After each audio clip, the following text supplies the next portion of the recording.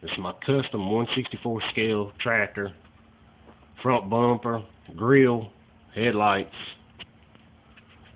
fenders, stretch the nose, steps, side skirts, roof, visor over the window, frame, fenders for the back, all handmade out of aluminum.